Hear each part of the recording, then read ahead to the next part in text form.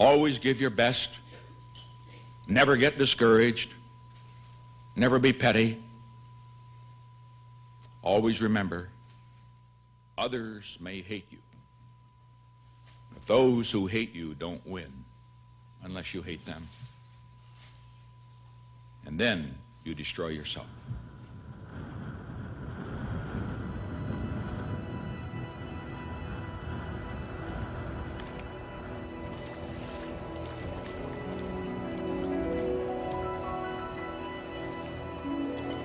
This is a hell of a government. And this country's lived through a lot of bad things. It's lived through some presidents that weren't quite up to par. And it's lived through some conditions that you and I can remember. They weren't good, but we've lived through them.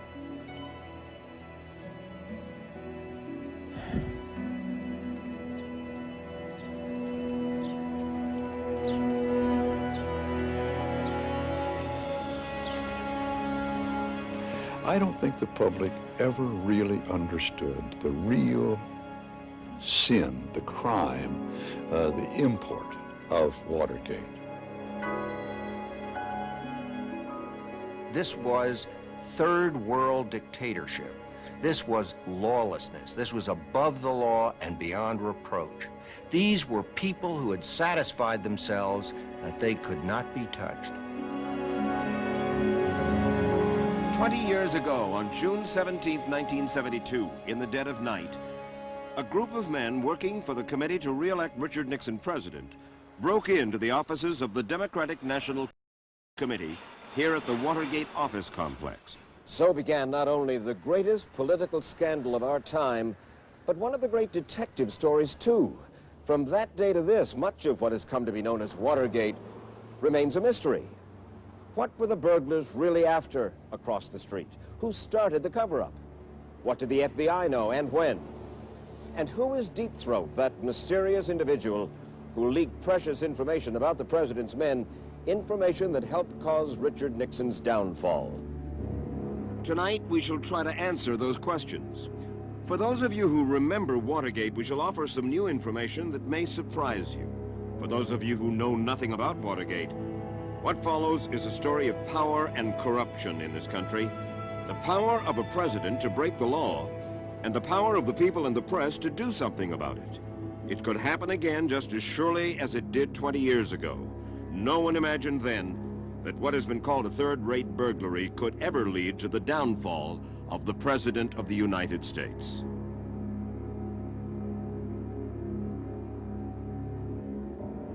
The lead burglar was James McCord, a former agent for the CIA. The ringleaders were Gordon Liddy, a former FBI agent, and Howard Hunt, also former CIA. Our command post, as it were, was in a room in the Watergate Hotel, which is a building adjacent to the Watergate office complex. And it was from there that the 4 Cubans and Jim McCord left to go into the Watergate office building. The first indication that there might have been some break-in came about when a guard came down and saw that there was tape on the door. He had remembered that carpenters or other workers had been in the building earlier that day, and he thought they put it on. So he removed the tape. McCord, who was the one who put the tape on, going out on one occasion, sees the tapes removed, and he runs back and he calls Liddy. And he says, "They found us out. The tape's been removed." And at that point, I said, "Let's scratch it." And Liddy objected. "Let's go. Everybody's here. We got the team assembled. They've all come up from Miami. McCord's here. Go." So they went, filed off into history. Early morning, June 17th, 1972, 20 years ago. You're at home asleep. The phone rings, and it's the city editor at the Post saying there's been a burglary at the Democratic headquarters. Could I come in? It's Saturday. I'm not scheduled to work. I like to salute, so I did. Woodward was a very favored character of the city editor. He hadn't been to work at the Washington Post for very long. 9 months, I He was believe. not very well liked by his colleagues, including me. Why? What was wrong with Woodward? Obviously, well, I think I unfairly had the view of him as this kind of Ivy League, privileged, not very hard-working, didn't really know enough pavement. He'd been an officer in the Navy. I'm a street kid, so I didn't think he was as good as maybe some of the editors did. Woodward had developed a knack of getting into the paper. I mean, you'd send him into the most remote corner of some damn suburb, and Woodward would come back with a page one story, and it was checked out. Bernstein's his reputation was slightly more eccentric than that, but he knew the score. He was a streetwise kid. And I heard what had happened. I told the city editor that I'd like to make some calls because I was kind of known as being okay at using the phones. I called the Watergate, started talking to bellmen, started talking to desk clerks, started finding out a little bit about these guys. And the mystery kept compounding itself. 5 burglars, business suits, rubber gloves, $100 bills in their pockets, sophisticated photographic equipment. James McCord turned out to be the head of the burglary team. The judge asked him, are you employed? And McCord whispered that he had worked or did work at the CIA. So immediately you say, not your average burglar. It's remarkable that 20 years after the Watergate break-in, there are still questions about why the burglary occurred. What were they looking for? Part of the confusion stems from the little-known fact that there were 2 break-ins. The first was actually undetected. But when the burglars discovered that one of the wiretaps they'd planted wasn't working, they went in a second time to make sure they could listen to the conversation of the Democratic National Chairman. There have been some new theories about why the break-in occurred. The latest being that it was to retrieve evidence of a call girl ring that would embarrass White House counsel John Dean. Not so, says Al Baldwin, who should know, for he was part of the burglary team, and his job was to monitor the wiretaps. He listened to over 200 conversations. I have been asked the question with respect to whether or not any type of call ring or prostitution type ring was operating out of the Democratic National Headquarters, and I can categorically state from the conversations that were obtained that no such operation was being conducted, at least from the conversations that I was monitoring. The FBI show no evidence of a call girl ring. Agent Daniel Mahan, who spent 3 years investigating the entire operation, says the break-in was politics, pure and simple. I think the paranoia of the White House and Republicans at that time was to such a level that they were afraid that Mr. Nixon would be defeated that coming fall. And they were looking for anything and everything they could do to facilitate his re-election. And that's the reason they were in there. That's the only reason they were in there. So too says Howard Hunt, who adds this important detail about the burglary. The account books of the Democratic National Committee, which were theoretically kept in the offices of Larry O'Brien, who was then the DNC chairman, could conceivably reflect the entry of foreign funds. And for that reason, we had been authorized to try to get photographs of the pages, in fact, all of the pages of the account books, and bring them back for future exploitation by the White House. Who was it, and what was it that worried the White House most? That story when we continue.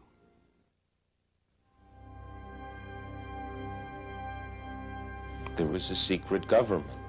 There was a secret attitude of hate that was directed at the press and the Democrats and the people who opposed the Vietnam War. Hate? Hate.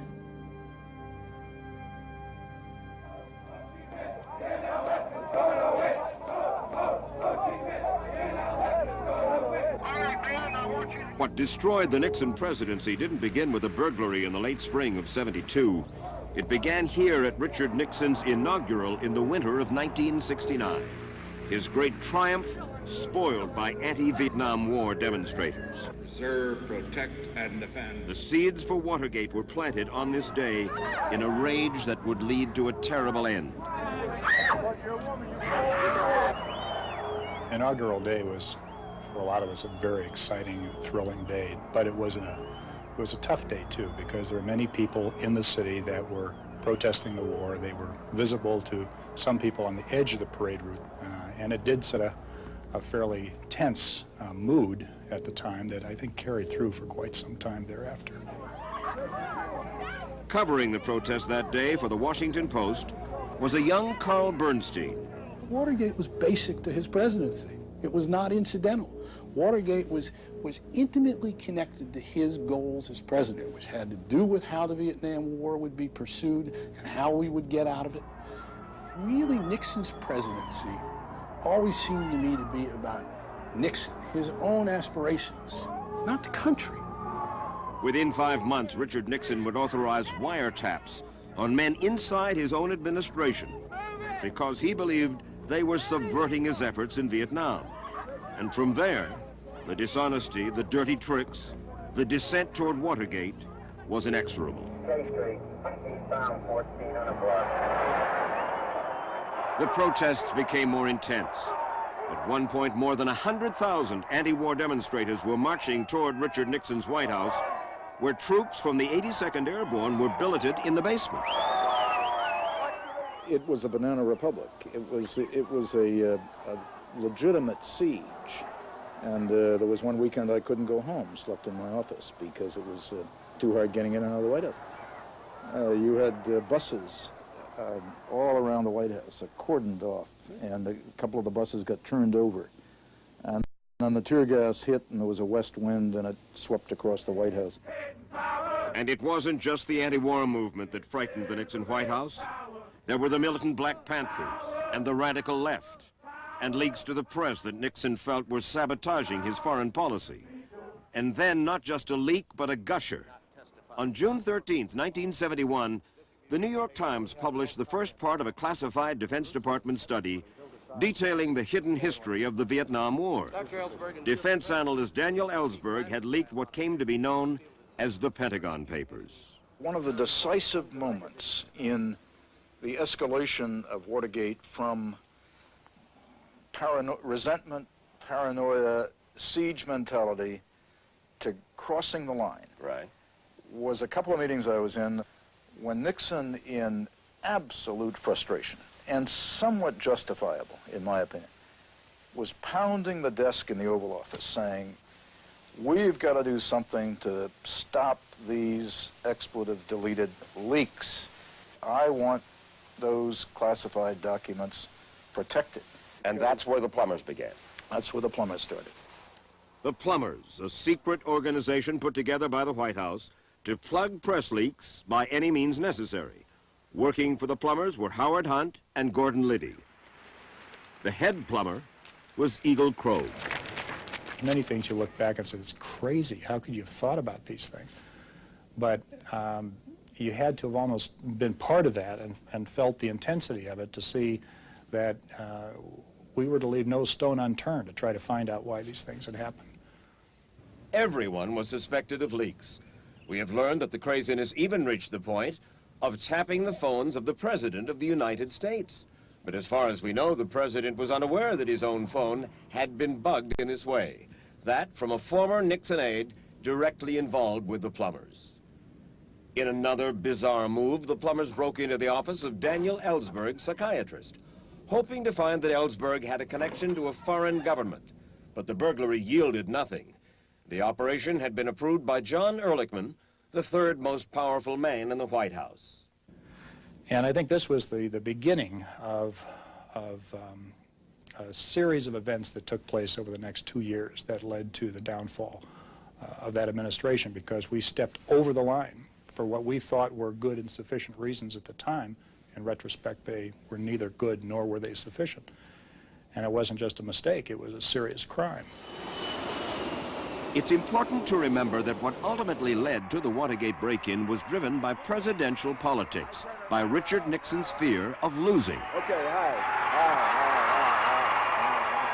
By the spring of 1971, It was becoming clear that he could turn out to be a one-term president.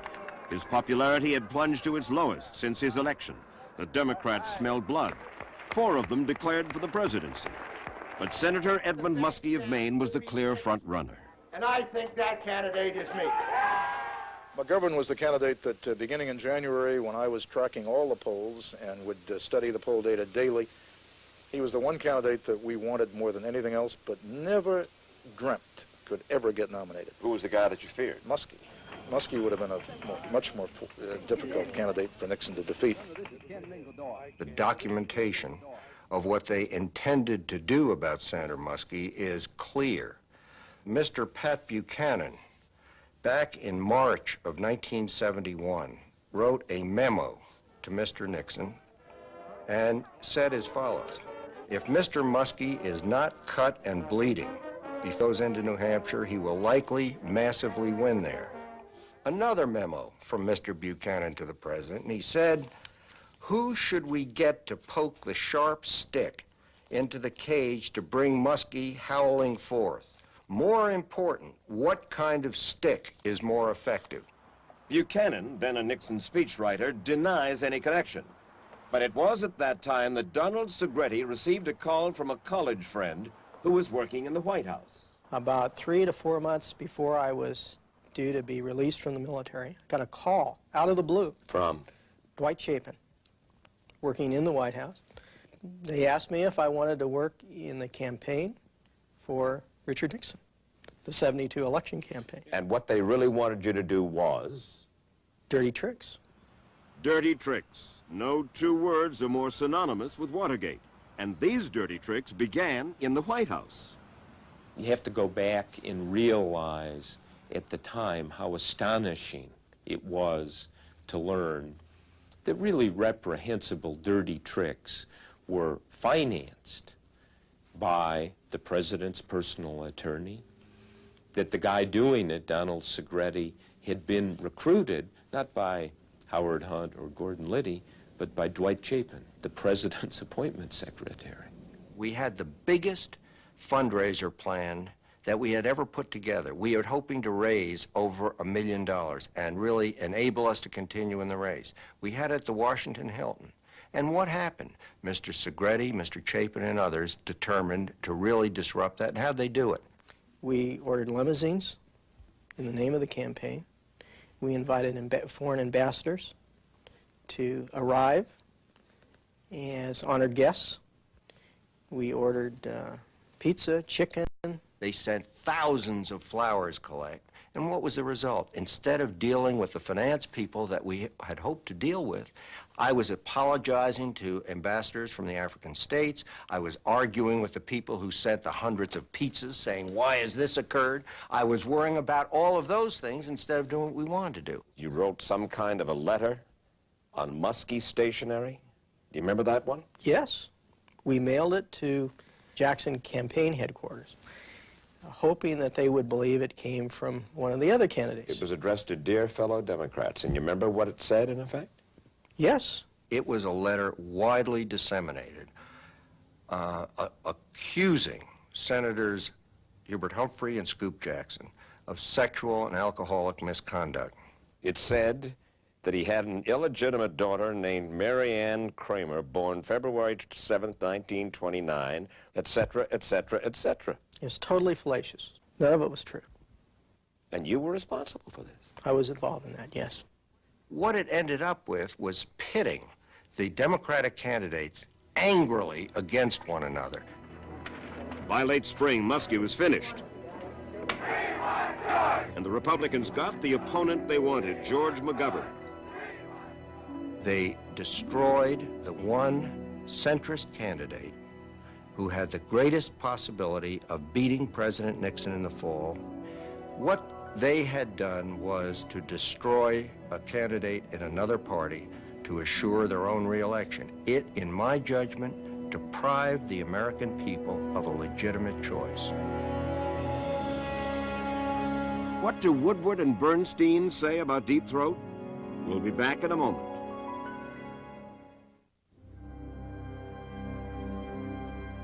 The Watergate break-in really came from a series of meetings, believe it or not, and it's hard to believe even now, in the Attorney General's office, John Mitchell, Chief Law Enforcement Officer of the land, the Deputy Nixon Campaign Manager, Jeb Magruder, the President's Counsel, John Dean, and Gordon Liddy, kind of the operations manager of dirty tricks and intelligence gathering for the Nixon campaign. And there were 3 meetings in which Liddy outlined all of the intelligence gathering that's legal and illegal.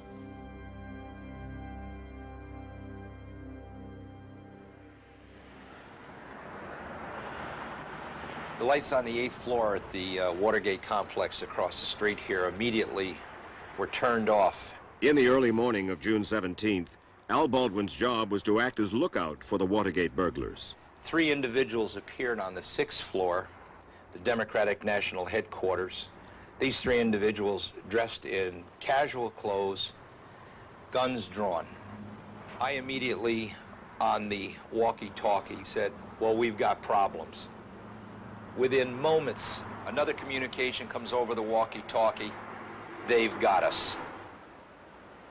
About 4 o'clock that morning, I received a telephone call at home from my office saying there had been a burglary at the Watergate Apartments, and the police had been called. And I said, rather sleepily, "Why are you bothering me about that? That's not anything the FBI has jurisdiction over. That's a local burglary. Call the police."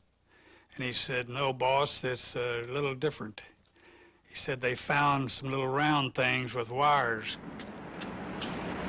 At the time, little was known of the FBI investigation and how much progress they had swiftly made.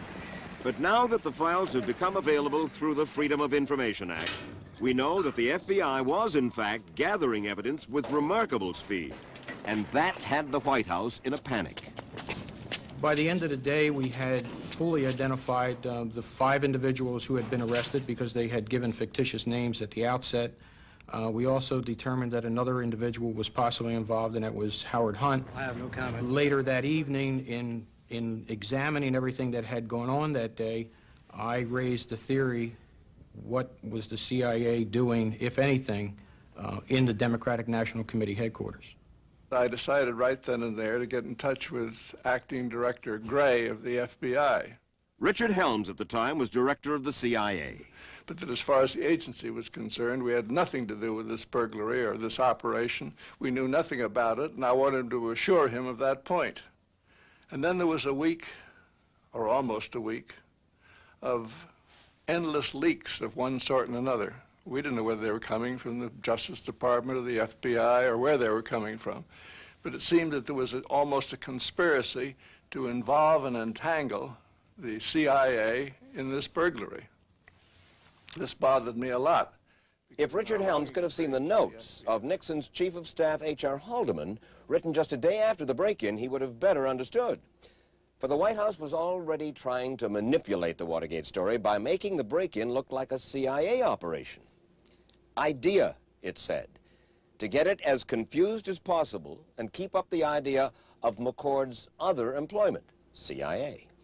In those same notes, he goes on to say, "There's a real problem whether anything is traceable to Liddy." Most people think the White House cover-up began on June 20th, 3 days after the break-in, but we believe that these notes indicate the cover-up starts 1 day after the break-in, when Bob Haldeman was with the president down in Key Biscayne, Florida. On that same day, the White House phone logs show that the president made a call to his aide, Charles Colson. I said to the president, it may be that some of these guys had ties to the committee to re-elect the president. He, at that point, launched into a series of... Wait a minute, some of these guys who broke in had ties to the CRP. To the committee to re-elect the president. Nixon said, nobody in our operation could be that stupid. He said, that's the blankety-blank thing I've ever heard in my life. Was furious and said that he had smashed an ashtray when someone had told him that our people had something to do with it. A day later, June 19th, Bob Woodward made a phone call to a friend who, he says, had a sensitive position in the executive branch. And his friend told him that Howard Hunt, who had an office in the White House, had been involved in the Watergate break-in. It was that friend, Woodward's secret source more than any other, that helped keep the investigation alive at the Washington Post. Around the newsroom there, that source was jokingly named after a porno film of the time, Deep Throat. Great source. And what's interesting, if you go back and look at it, he helped, he steered, he was useful and in many ways, but he didn't know everything. And sometimes he was wrong. You know who Deep Throat is. I do. Is he alive? I don't answer any questions about it. There was a single Deep Throat. Mike, you didn't hear me. I do not answer questions about it. It's the one great secret in the whole world. It's really the only great secret that's lasted for 20 years. It's quite remarkable. We knew everything about the Russians. They knew everything about us. This is a real secret. One individual. One individual. Still alive. Still alive. Who just doesn't want to come forward. That's correct. What is the potential fallout to Deep Throat if he comes forward and says, look, I was the guy, I'll write the book, I mean, he could make a fortune, obviously, on the lecture circuit or whatever, if that interests him. Great questions. I'm not answering. You're going to sit there like the Sphinx. Bob and I think you know, have made arrangements that upon the death of the individual known as Deep Throat, that we indeed will make his identity public. And should we, as the term goes, predecease him, we've also made arrangements that his identity will become known. Oh, I didn't get that from Bradley, and I didn't get that from Woodward. No. So it's one individual. Absolutely. Not a composite. Absolutely. Male, American. What we wrote in the book is true. An individual who occupied a sensitive position in the executive branch of the government. More about Deep Throat later. On June 23rd, 6 days after the break-in, Richard Nixon spent part of his day making a film for the upcoming Republican convention. This would turn out to be the most fateful day of his presidency. Get Ehrlich in there. Is he around? Yes, sir, he's upstairs. That morning, away from the cameras, Bob Haldeman received an urgent phone call from White House counsel John Dean. Notes from that conversation say, investigation out of control, Gray looking for a way out. Dean and Haldeman were discussing the FBI, which by this time had traced the $100 bills found on the Watergate burglars to Mexico, and were about to trace that money back to Nixon's re-election committee. Again, from Haldeman's notes. Call Walters in, have him talk to FBI Director Gray. After that phone call, Haldeman met with the president and then with the CIA Director Richard Helms and his second in command, Vernon Walters. At that meeting, Haldeman asked them to interfere with the FBI investigation. And it was quite clear from the beginning of the meeting that there was a certain hostility going on here. And that they wanted Walters to go down to see the acting director, Gray, of the FBI, and to indicate to him that he should knock off, if you like, an investigation in Mexico because it might run into some of CIA's operations in Mexico. In effect, the CIA was being told to block the FBI investigation.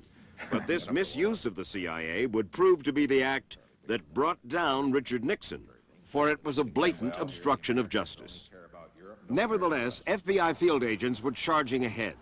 In July and August of 1972, they were quickly gathering evidence not only about the Watergate burglary, but also about political dirty tricks and possible campaign fund violations. There were days when we would love to have stood out in a corner of 12th and Pennsylvania and announced what we had uncovered that day, but we were precluded from doing that. Federal law precluded us from speaking about what we learned and the people that we spoke to. You wouldn't know that anything was amiss that summer. At their convention, the Republicans were treating Watergate as if it was a minor annoyance. But by this time, John Mitchell, Nixon's campaign manager, had already resigned, and the money trail was leading to a slush fund in the safe of Maurice Stans, treasurer for the committee to re-elect. Mr. Stans, it's nice to see you here once again. Thank you, Mike. It's nice to be here. Mr. Stans, there was some talk that you were going to resign your job as finance chairman. But now I understand that tomorrow morning, the Republican National Committee is going to confirm you as the finance chairman of the Republican National Committee. Mike, that ought to be a pretty good signal that had nothing to do with all the matters that are being discussed. In other words, the talk of cover committees down in Mexico, of money being funneled... Mike, forget it. None of this has anything to do with me. But it did. The disbursement of money from his safe, who gave it out, who received it, could lead to the higher-ups involved in the Watergate break-in. I frankly have a better appreciation of it now than I did at the time. The lead from Deep Throat, follow the money. So important on this story. And we followed the money. They followed it to a woman who worked for Stans and kept a list of the people getting money from Stan's safe. That woman, an unsung heroine of Watergate, was a bookkeeper named Judy Hoback, and for the first time she's agreed to speak publicly. One evening after dark, there came a knock at the door, and this young man was standing there, identified himself as a reporter with the Washington Post, and I immediately said, I don't want to speak to anybody. Before I knew it, his foot literally was in my door. She was of tremendous help. She was frightened. Frightened about what?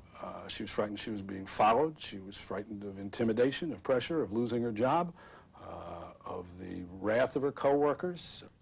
Carl wanted very much for me to name names, and that terrified me. I just knew I was going to see that in the paper the next morning. She would not tell us who those people were, but she was the first one to tell us that there was an authority, a higher authority, that dispersed, had the authority to disperse this money. And then we were able to go to Hugh Sloan, who was the treasurer, who was the treasurer of the committee, and to who re-elect the Mrs. president. Hoback had said to me, look, this guy is an honest man, and he quit because he's an honest man. Bernstein and Woodward were more persistent than the rest, I guess. That's probably why they got in the front hall where the others didn't. Interesting combination, sort of the good guy, bad guy approach. Their whole approach to me was along the lines that we don't believe you're involved, but in essence you ought to protect yourself if you can. Hugh Sloan was somebody who had quit at this time, didn't like what he saw, didn't know what it all meant, but said to us that there was a cash fund of $500,000, maybe $700,000, and he would make disbursements under the authority of certain people. Very key. Follow the money. Who controls the money?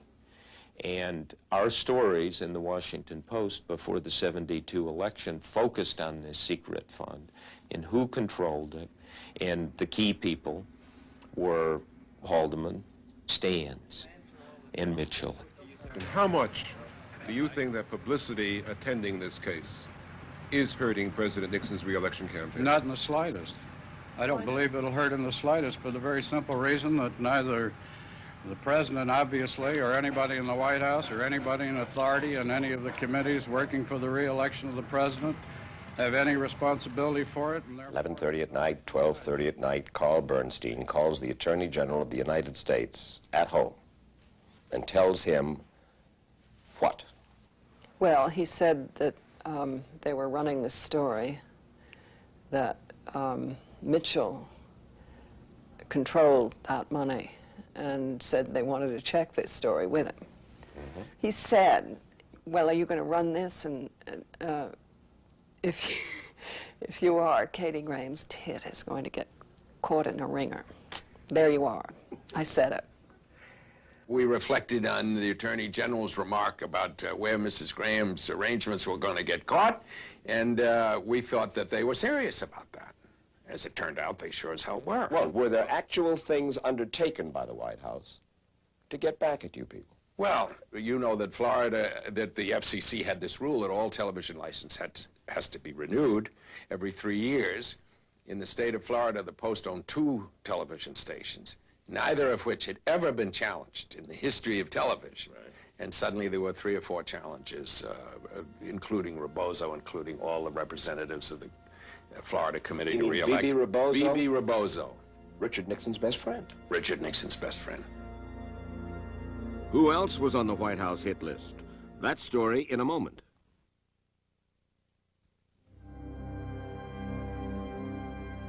All of a sudden, I said to Woodward, Woodward, this president is going to be impeached.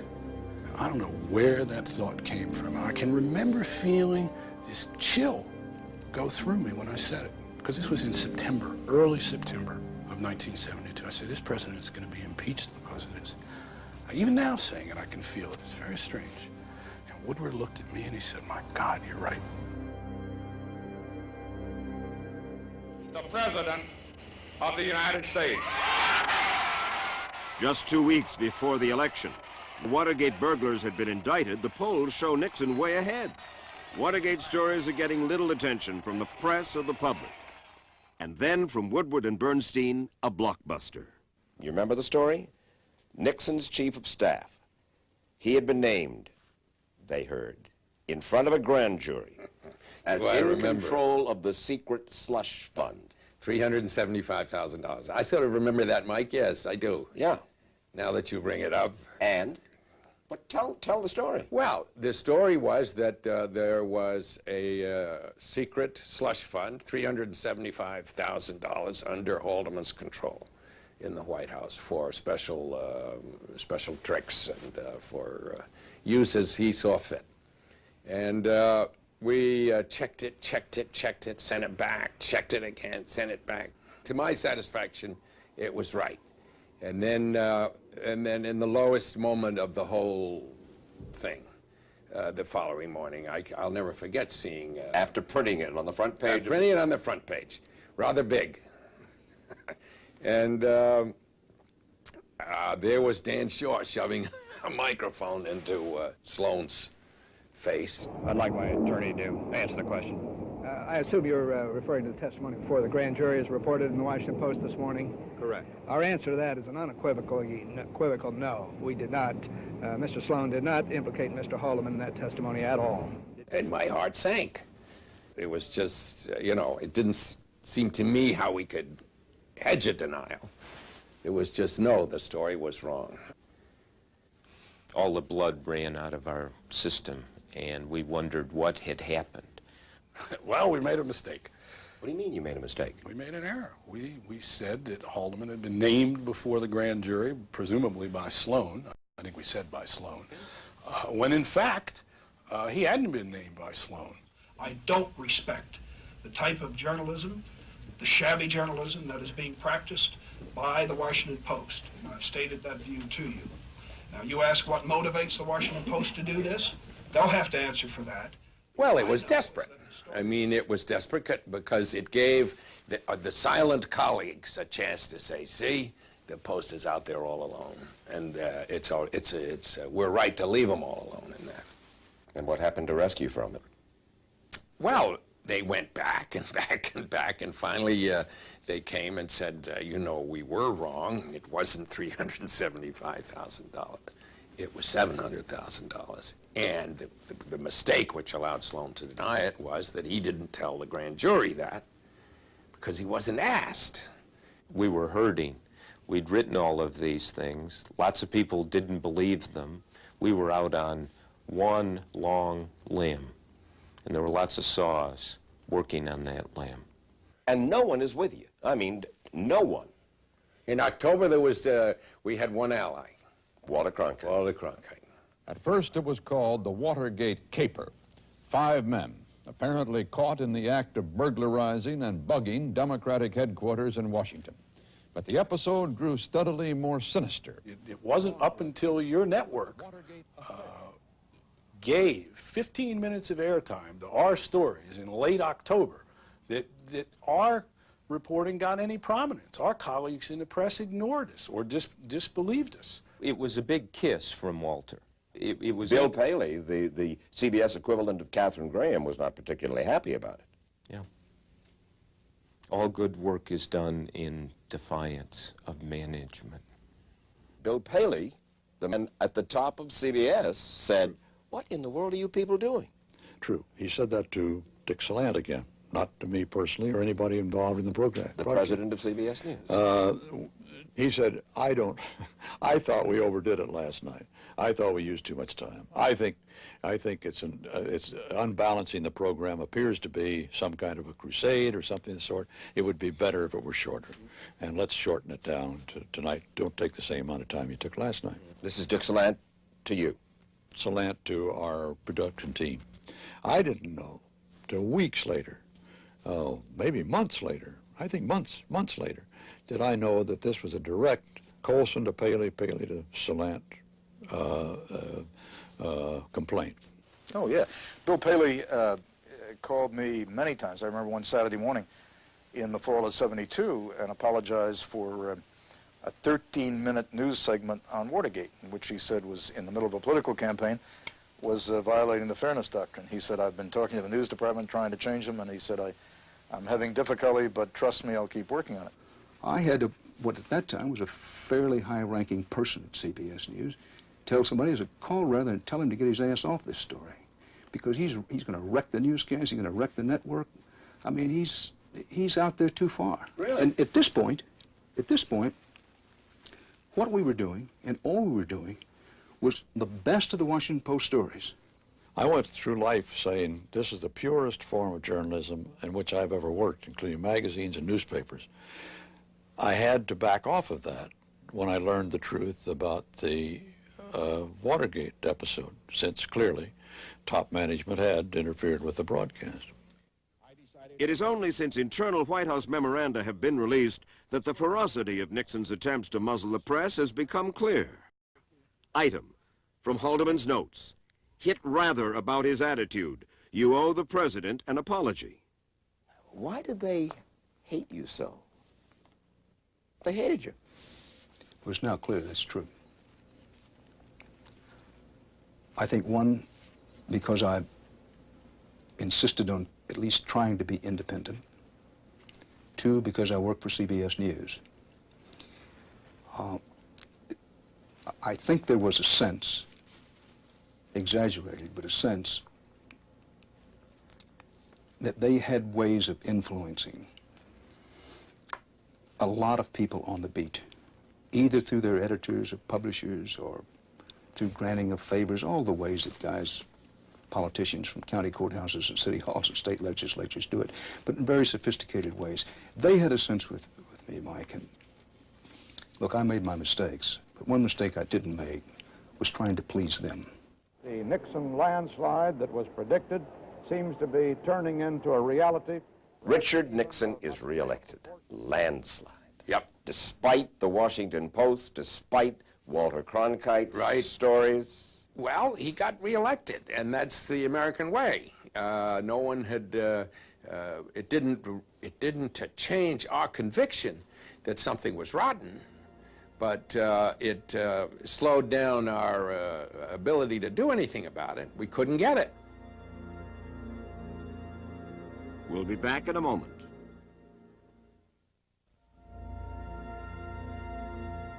I went up to see him, related what I had found out, and I said, "Mr. President, this is my advice to you. Get on the television and tell the American people just what the hell happened." And he said, "That's a good idea, and I'm going to do it." Well, he never did it, and that's what started my whole interest in the thing, because I don't like people to tell me a lie. Let us go forward from here, confident in hope, strong in our faith in one another, sustained by our faith in God who created us, and striving always to serve His purpose. January 20th, 1973. There was no mention of Watergate on the steps of the Capitol that inauguration day, though Howard Hunt and 4 of the burglars had already pled guilty to conspiracy, burglary, and illegal wiretapping. 10 days later, it would take a jury only 90 minutes to find Gordon Liddy and James McCord guilty as well. In early February, the Senate voted for hearings to look into the Watergate affair. Chief counsel to the committee, Sam Dash. Whenever you are investigating a major cover-up and a major crime of this kind, which involves very powerful people and conspirators, this could be organized crime, white-collar crime, or the crime in the Oval Office, it's very difficult to get people who were involved in the conspiracy to talk to you. I mean, either they're afraid or either they got reasons not to talk, which could be power and could be money. And therefore, you need a crack. You really have to crack that wall of silence. The first crack in the wall came the day that sentences were to be handed down to the Watergate 7, when James McCord, one of the 7, handed Judge John Sirica a letter. In it, McCord said that political pressure had been applied to the defendants to plead guilty and to remain silent, that there had been perjured testimony at the trial, and that the CIA had been unfairly dragged into the entire affair. I'm absolutely certain I did exactly the right thing. The timing was right, and it's very essential that all the facts that have come to light come to light. McCord was a burglar. He didn't sit in on White House meetings. He didn't know about Mitchell. He didn't know about lots of people. But it was a start of somebody saying, look, we were paid, we were intimidated, we were given promises, and the basis of the trial was perjury. It must have sent a message through all of Washington that this is going someplace now. There was a sense of government's foundation is now shaking. Then the foundation began to crumble. Jeb Magruder, who would run Nixon's re-election committee, began talking to the prosecutor. Mr. Magruder, were you involved in anything? He implicated John Mitchell and White House counsel John Dean in the break-in. I'm sorry, I have no comment. In quick order, John Dean was trying to cut a deal with the prosecutors and the Senate committee. Today, in one of the most difficult decisions of my presidency, I accepted the resignations of 2 of my closest associates in the White House, Bob Haldeman, John Ehrlichman. That same day, the president would accept the resignations of John Dean and Attorney General Richard Kleindienst, who had replaced John Mitchell 11 months earlier. He was now being replaced by Elliot Richardson, and Richardson promptly named a special prosecutor in the Watergate case, Archibald Cox. We were determined that the law would prevail. And that's an awesome task when you have the entire White House apparatus determined otherwise. Committee will come to order. This is how America finally learned about Watergate, and what a spectacle it was. The nation was transfixed as witness after witness was brought in front of the Watergate Committee to tell their part of the Watergate story. None more fascinating than White House counsel John Dean. Dean perhaps held the key to the Watergate scandal, and perhaps the key to the involvement of the president, if there was any involvement. And therefore, he was somebody who played such an important role as a broker and a mediator and a pusher that he was an essential witness. I told him that all I'd been able to do was to contain the case and assist in keeping it out of the White House. For 5 days, in a deliberate and steady monotone, John Dean laid out the entire affair from break-in to cover-up, implicating all the president's men, implicating the president. He freely admitted that as the president's lawyer, all things related to the Watergate scandal went through him at one time or another. He controlled the cover-up. The president told me I'd done a good job, and he appreciated how difficult a task it had been, and the president was pleased that the case had stopped with Liddy. Dean told the committee of a conversation he'd had with the president earlier that year, on March 21st, when he realized he could no longer keep things under control. I began by telling the president that there was a cancer growing on the presidency, and if the cancer was not removed, the president himself would be killed by it. The investigation was getting closer and closer to the White House. Obviously, President Nixon was feeling the heat, although he was trying to convince the people he was on top of government, and he was paying very little attention to Watergate. The fact is, he was consumed by the Watergate issue. Let me remind you that the finest steel has to go through the hottest fire. And I can assure you, my friends, this room is full of fine steel tonight. Thank you. More testimony damaging to the president. L. Patrick Gray, no longer FBI director, told the senators about a conversation he had with Richard Nixon in which he warned the president of a conspiracy by his closest advisors to obstruct justice. Mr. President, there is something I want to speak to you about. Dick Walters and I feel that people on your staff are trying to mortally wound you by using the CIA and FBI. The committee continued to zero in on the president. For weeks, they had been demanding that Mr. Nixon send over presidential documents relevant to the Watergate inquiry, and he was balking. So the committee chairman, Sam Ervin, decided to try the personal touch and telephoned him. We were all sitting in Senator Ervin's office, and we could only hear one side of the conversation. And then suddenly, Ervin's face got flushed. Well, no, Mr. President. No, we're not out to get you, Mr. President. No, Mr. President, we just want to get at the facts. No, Mr. President, we're not out to get you, Mr. President. No, and his face was getting flusher and flusher, and he finally hung up.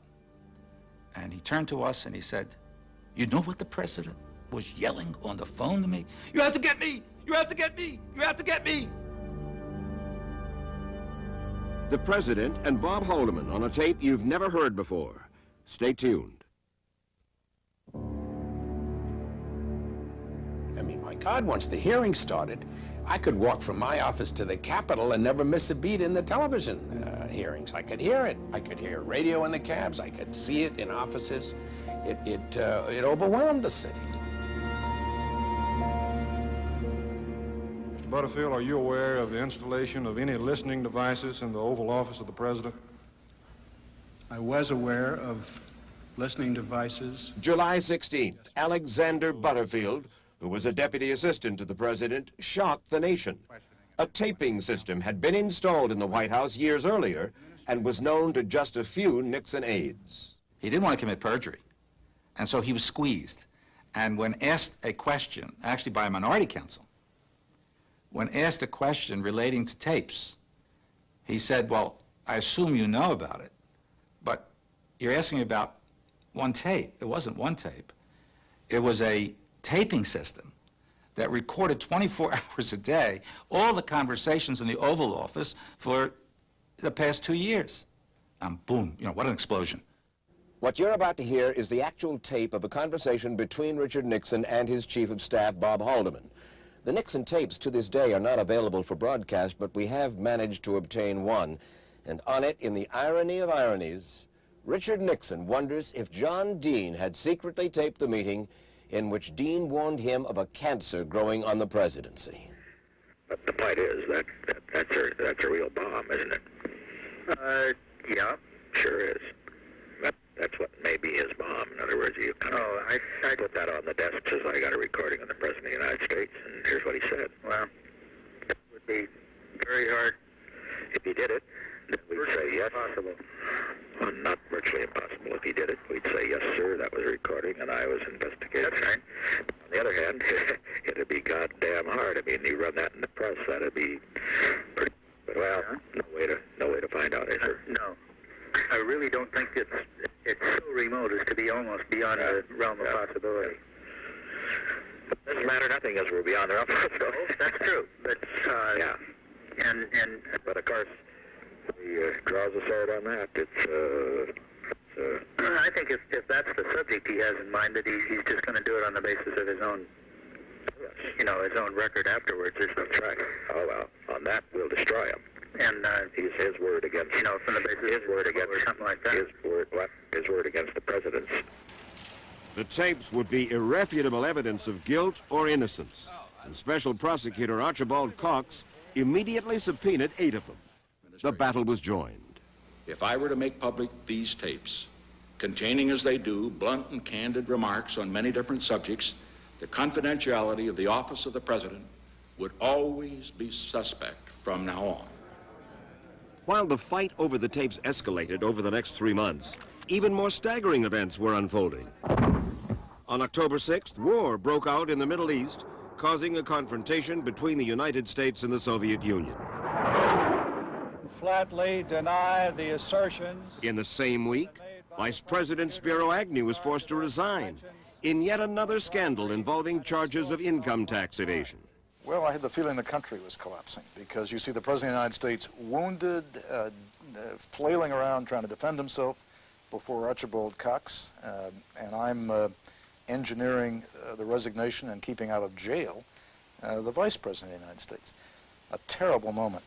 Nixon was surrounded by lawyers on every side. Then the tapes decision came down from the Court of Appeals. Deliver the tapes. More lawyers. More meetings about what could be done, what couldn't be done. Still, Nixon refused to give up the tapes, and Archibald Cox was about to have him held in contempt. This was, I think, the most profound moment of Watergate, because no one wants to have a president of the United States held in criminal contempt.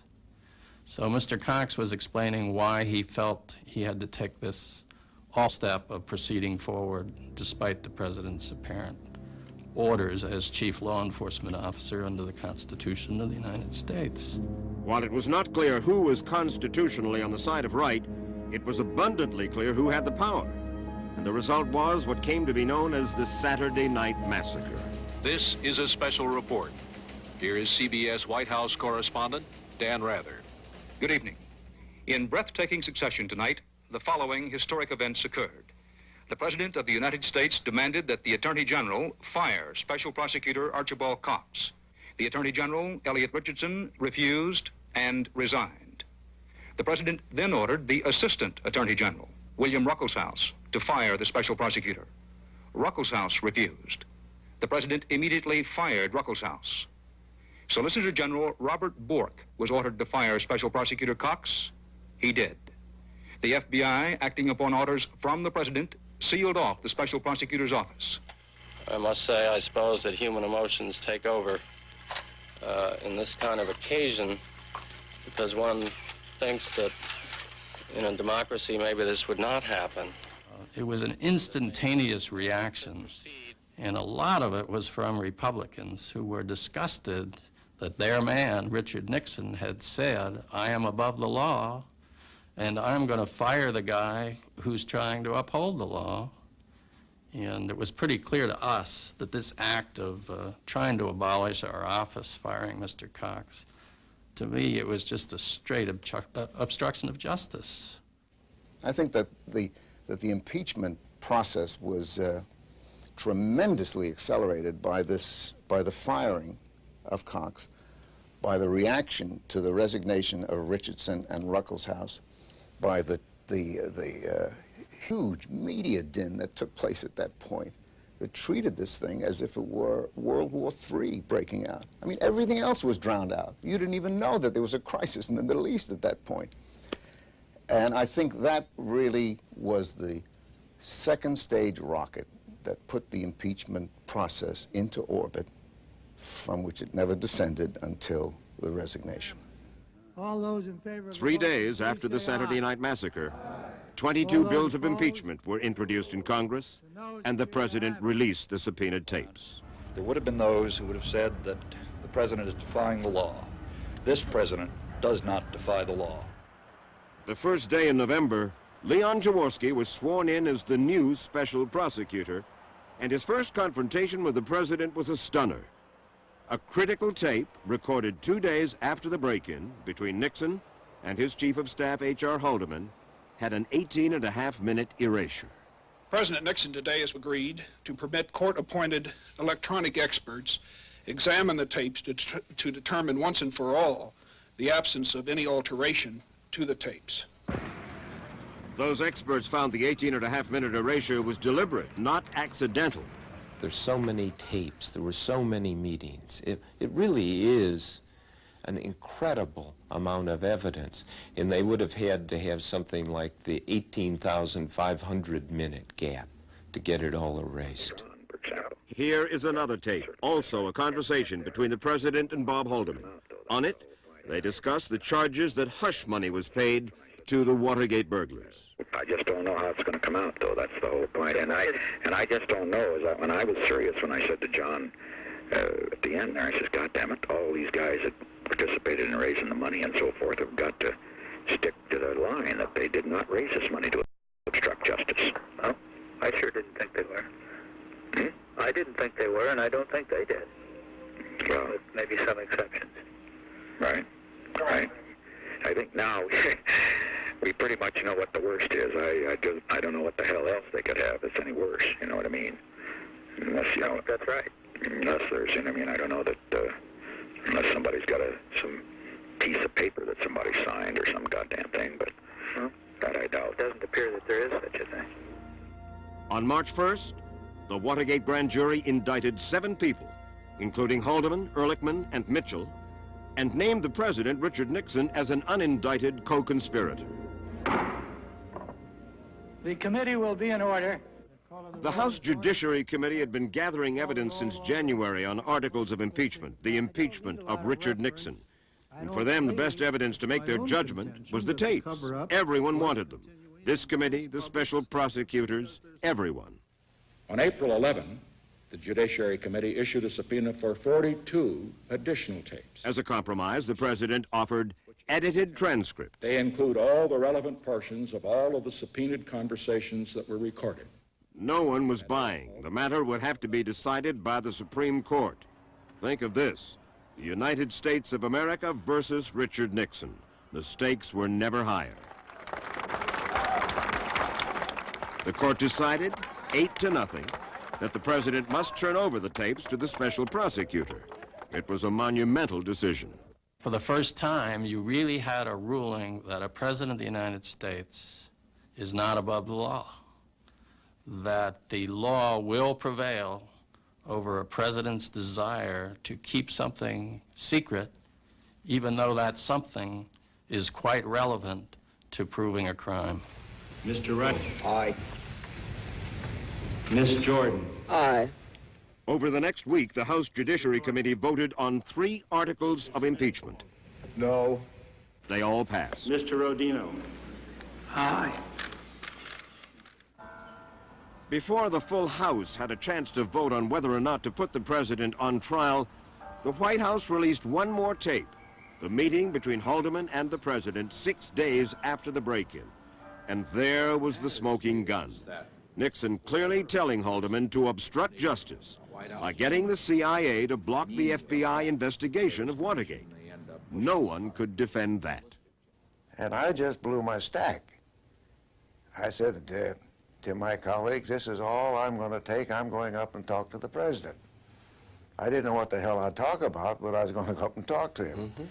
The president was on a needle, and we had to be very careful, because he'd fall one way or the other off that needle, and if he fell in favor of the Congress trying him, we could be in a bad fix in this country for government for maybe 6, 7, or 8 months. While the impeachment proceedings went on. That's right. So we sat there in the Oval Room, and the president acted like he just played golf and just had a hole-in-one. You'd never think this guy's tail was in a crack. So finally he said to me, Barry, what do you think my chances are in the Senate? Well, I said, you might get 10 votes. He said, let me think about it. So we left, and the press was outside, and we went out and talked to them and said what we thought we could say, which wasn't too much. There's been no decision made. We made no suggestions. We were merely there to offer what we see as a condition on both floors. I called Ben Bradley, and I called his boss. Kay Graham? Yeah. I said, now I know there's a hell of a story cooking up here, but you do the country a big favor if you don't print it. I guess Goldwater thought that if we hammered him too hard, he'd say, to hell with it, I'm going to stay here. Let him, I'll bring down the country with me. Hold it. Barry Goldwater comes out of that house across the street, calls his old pal Ben Bradley and says, Ben, he's going to resign, but don't print this, because if you print it, he won't resign. From my point of view, he was saying, I think he is going to go, and I think he's going to go if you guys don't hammer him apart in the next 24 hours. And you wanted to see him go, therefore you decided to hold your fire. I decided that I would listen to my friend, and whose wisdom in these matters exceeded mine. I shall resign the presidency effective at noon tomorrow. Vice President Ford will be sworn in as president at that hour in this office. Richard Nixon telephoned you after his speech of resignation. What did he tell you? He called to tell me he was sorry. And he said, I know I let you down. He said, I wonder, he speculated, what do you think is going to happen with me? I said, well, I don't know. I just can't imagine that they will proceed further. I think that it would be too hurtful, too wounding. And he said, well, it's not the worst thing in the world. He said, some of the best writing has taken place in jail. And referred to Gandhi, I remember that specifically. And then he said, give my best to your wife and to the kids, and take good care of yourself. Who do you think Deep Throat is? We'll tell you who we think he is when we return.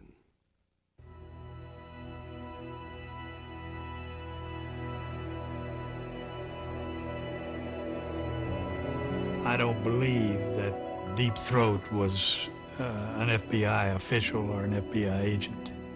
There had to be one on the inside of the White House and one on the outside in CREP, because nobody could have had that comprehensive information, no one man. I think it's a fictional compilation that was created. I think it's a number of sources.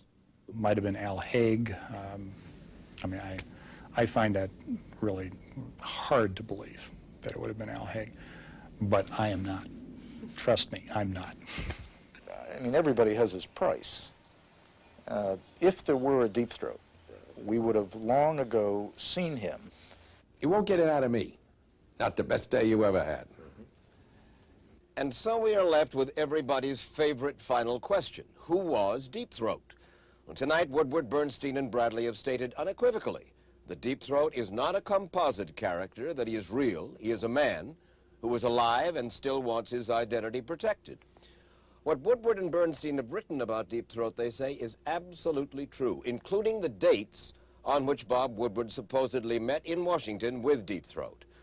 Those dates effectively eliminate three men whose names have often been mentioned. Alexander Haig, Deputy National Security Advisor and subsequently White House Chief of Staff, Henry Kissinger, National Security Advisor and Secretary of State, and Mel Laird, Secretary of Defense and later Counselor to the President. All were out of the country on at least one occasion when Woodward and Deep Throat got together.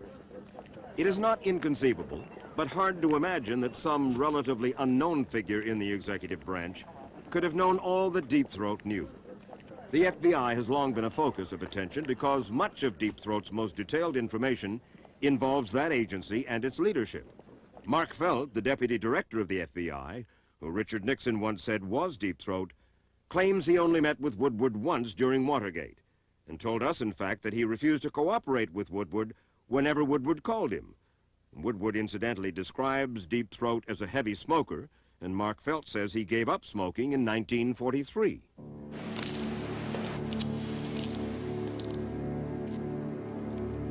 Who then was Deep Throat?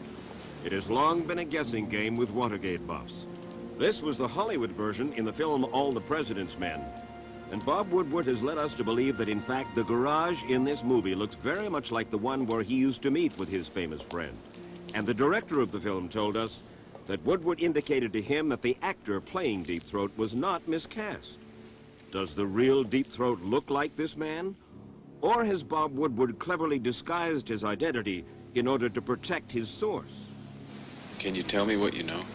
You tell me what you know. The story is dry. All we've got are pieces. We can't seem to figure out what the puzzle is supposed to look like. You tell me what you know, and I'll confirm. I'll keep you in the right direction if I can, but that's all. Just follow the money. Was there, in fact, a real Deep Throat? If you take Woodward, Bernstein, and Bradley's word for it, and it's important to point out that many do not, but if you do, there is one person we have come to believe who best fits the given description of Deep Throat. And that is L. Patrick Gray, 76 years old now, former Assistant Attorney General, who was appointed acting director of the FBI 6 weeks before the break-in at the Watergate. I thank the President. He started out as a Nixon loyalist, but according to our sources, as Gray was dragged into the Watergate scandal, he became increasingly disgusted with the whole business. He came to loathe dealing with all the president's men. Still, he continued to have unique access to precious information about Watergate through his position at the FBI. In fact, he said he told the president just 3 weeks after the break-in, "People on your staff are trying to mortally wound you." However, what's most baffling to those who have tried to figure out Deep Throat's identity is how such a high-level government official could arrange so many clandestine meetings for hours on end in the middle of the night in an underground parking garage. Who could possibly have done that? L. Patrick Gray lived in a bachelor apartment in this building that has an underground garage, to which he could have descended unseen to meet Bob Woodward, who lived only 4 blocks away during much of the Watergate crisis. Woodward and Deep Throat had worked out a set of bizarre signals to arrange their meetings that required Deep Throat to check the balcony of Bob Woodward's apartment every morning. L. Patrick Gray could easily have done that on his way to work, or when he used to jog sometimes in the empty streets of Washington before dawn. But was he the kind of man who would have befriended a young reporter? Gray liked the role of mentor. He and Woodward had similar backgrounds in the Navy, and both have a well-known fascination with government. In Gray's language and personal style, he fits Woodward's description of Deep Throat in detail after detail. Mr. Gray wouldn't talk to us, and he hasn't spoken publicly about Watergate in 20 years. Our sources say that he is still embittered by the experience, and he wouldn't even take a call from Richard Nixon. His lawyer, however, says privately that Mr. Gray categorically denies being Deep Throat and scoffs at such speculation. Though it's been 20 years since the Watergate break-in, the Stonewall continues. There are others who would not speak with us. I felt very loyal to the president and very loyal to the other people at the White House. John Dean served 4 months in prison for his role in the Watergate cover-up. He is now involved in a multi-million-dollar lawsuit over a book about Watergate. Among those he is suing, G. Gordon Liddy. I think John Dean should have remained loyal to his president. G. Gordon Liddy served over 4 years in prison for his role in the Watergate break-in, the Ellsberg burglary, and contempt of court. Liddy is now a radio talk show host in our nation's capital. If I had to do it all over again, I would have fired Gordon Liddy when I had the chance. Jeb Stuart Magruder served 7 months for the Watergate cover-up. He is now a Presbyterian minister in Kentucky.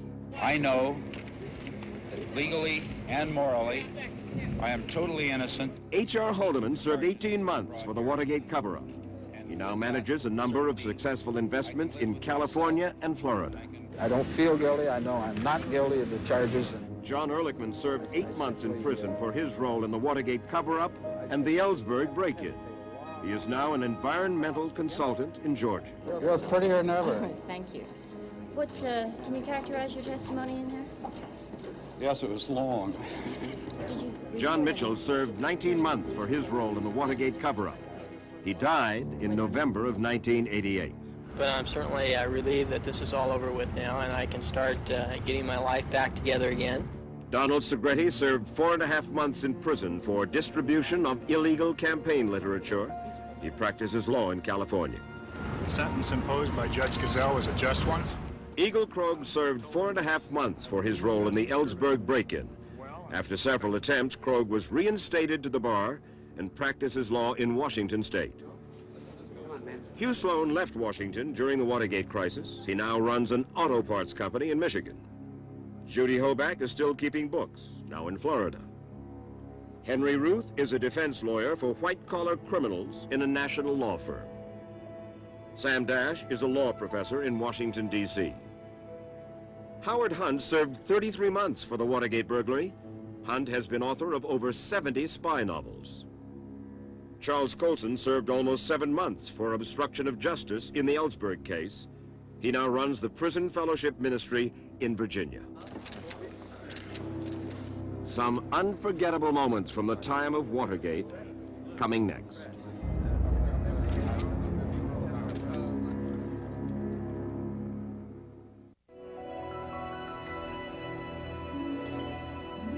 Do I understand that you are testifying that the committee to re-elect the president and those associated with them constitute an eleemosynary institution that gave $450,000 to some burglars and their lawyers merely because they felt sorry for them? Few Americans outside his native North Carolina knew much of Senator Sam Ervin before we found ourselves transfixed in front of our television sets watching the Watergate hearings that he chaired. He liked to call himself a country lawyer, and we learned how he felt about the law from his firm, earthy, wise handling of those proceedings. The foreign intelligence activities had nothing to do with the opinion of Ellsberg's psychiatrist about his intellectual or emotional or psychological state. How do you know that, Mr. Chairman? Because I can understand the English language. It's my mother tongue. As we said earlier, many of the individuals who were at the center of the inferno that was Watergate had no desire whatever to talk to us, no desire to relive the shame and the dismay that engulfed them 20 years ago. But there are some unforgettable images from that time that will recall for those of you who watched the drama play out what a shocking, what an ugly, and eventually, because the system worked, what a reassuring episode it was in the story of America's 20th century. I noticed the New York Times story this morning, and it's about the same as every other one I see in the New York Times. I don't believe any of them. Do you think my husband's that stupid? And whom do you think he's been protecting? Whom? I have no idea who. Mr. President, he has been protecting. Let others wallow in Watergate. We're going to do our job. Breaking and entering. Wiretapping. Conspiracy to foster prostitution. Conspiracy to commit kidnapping. Destruction of government documents. Forgery of State Department documents and campaign letters. Secret slush funds. Laundering money in Mexico. Payoffs to silence witnesses. Perjury. Plans to audit tax returns for political retaliation. Theft of psychiatric records. Spying by undercover agents. Bogus opinion polls. Plans to firebomb a building. Conspiracy to obstruct justice. All of this by the law and order administration of Richard Nixon. Is there a question in there somewhere? I have never heard or seen such outrageous, vicious, distorted reporting in 27 years of public life. The abuse of power is a wonderful story. It's a wonderful story. It goes to the very heart of democracy. Power corrupts. What do you think of Richard Nixon today? I think he's an enigma. I think he's the most interesting political figure, certainly that I know, because of his unknown quantities to me. If I could have my wish of who I would like to talk to for 10 days, each of us full of truth serum, I would pick Richard Nixon.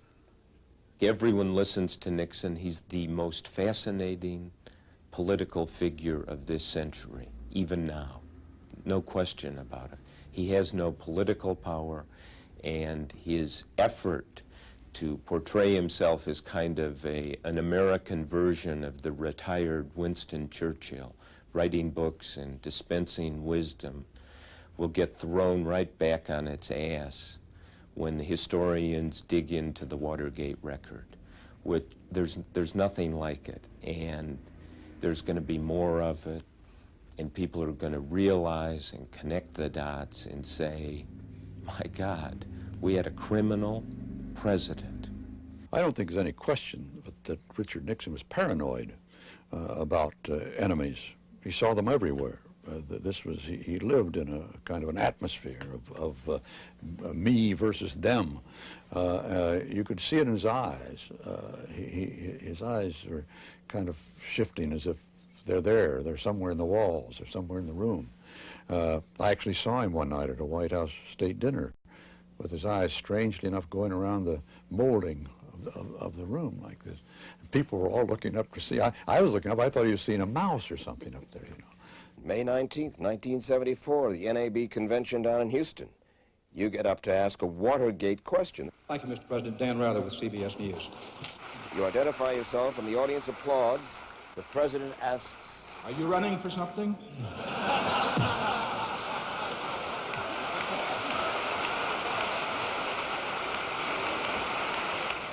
No, sir, Mr. President, are you? Mr. President. He knew better than anybody what there was about to be exposed. But he was using all of his experience to try to throw the questioner off balance. And also to make you think twice. It was his way of saying, okay, give me your best shot, but recognize who you're talking to here and know you may have to pay a price. This is the interplay. You suffered as a result of that, though. You became a kind of victim of Watergate yourself, no? Well, I never saw myself as a victim. But I did realize this, Mike, and I talked about it with my wife, Jean, a number of times. I may not be the smartest guy on the run. I certainly wasn't at the White House, but at least I was smart enough to know that I had everything on the table. That in a career sense, professionally, every chip I had was on the table. Which is to say that if I was wrong on one story, and particularly if I was wrong about Watergate, I was through. The danger in this whole thing was his constant telling lies. He's going to fix it next week. He's going to fix it next week. And he never fixed it. And one appearance on a television show by that man saying, look, American people, I'm sorry. I goofed. This is what happened, and it's my fault. That would have ended the whole thing. In all of my years of public life, I have never obstructed justice. And I think, too, that I can say that in my years of public life, that I welcome this kind of examination, because people have got to know whether or not their president is a crook. Well, I'm not a crook. I've earned everything I've got. He dishonored himself and he dishonored the presidency by lying. And I think all of us involved, all of us who went to prison, for long terms or short, would have understood it if Mr. Nixon had come forward and admitted his complicity to the extent that he was truthfully an accomplice or the generator of the activity. And then if we had to go to prison, even then, that would have been okay. I'm probably the only guy in America who's grateful for Watergate. What's that? I'm really glad Watergate Let me take it again. You are grateful for Watergate? Absolutely. Watergate caused me to take a real hard look at what was important in my life. And I used to think the most important thing in the world was to get a call saying the President of the United States wants to see you, or the President's on the phone, or the White House operator at 2 o'clock in the morning would say, Mr. Colson, the President's calling you. I now realize that what really changes things, Henry Kissinger used to come into our 8 o'clock staff meetings every morning and say, Mr. President, the decision we make today is going to change the whole future course of human history. I look back on that and realize that we were caught up with pride and power and how we would maneuver against the Washington Post or how we'd engineer something against the Congress. I don't think the great forces of history are shaped by what happens at 1600 Pennsylvania Avenue.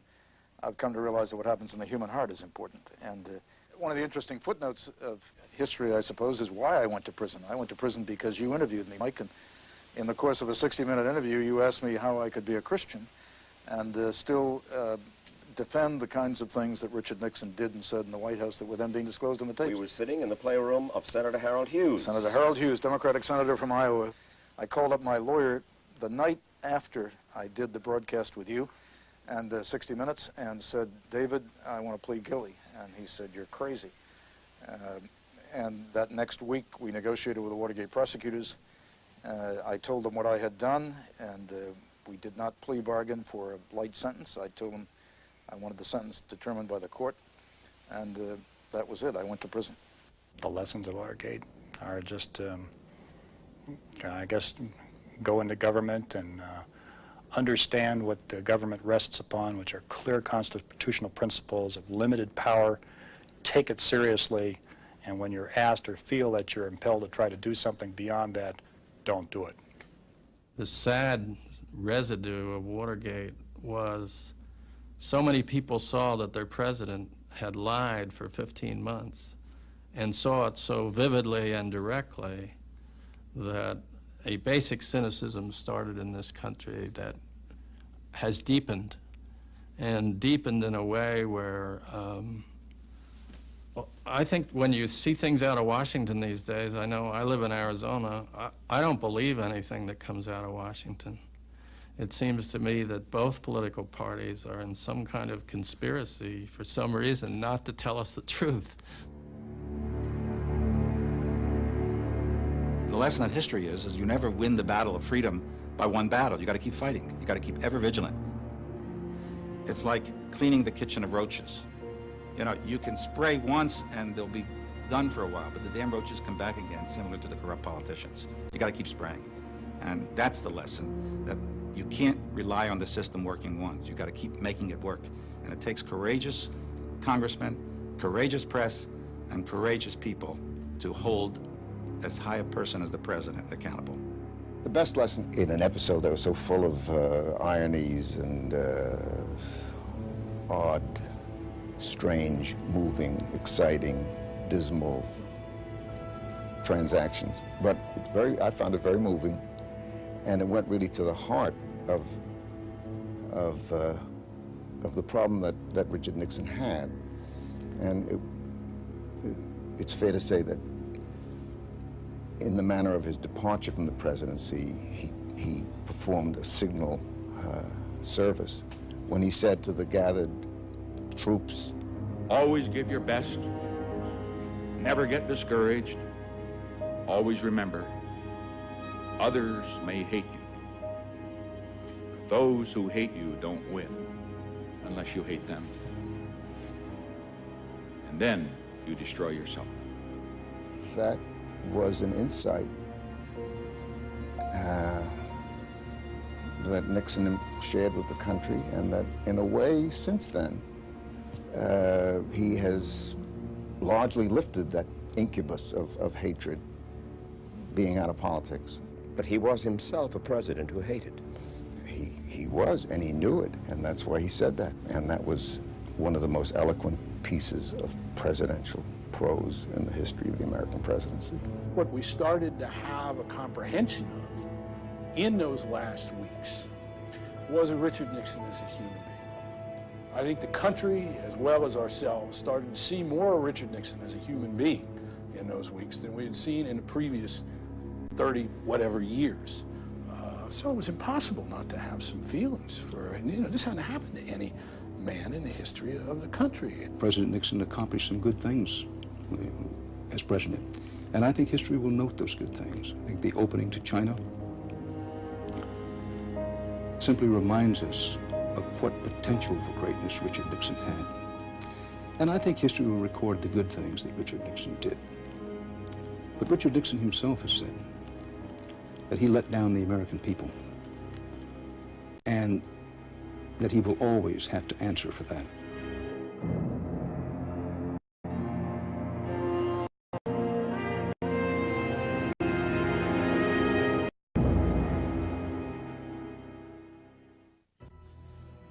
And at that, I said, let's scratch it. And Liddy objected, let's go. He's here, we got the team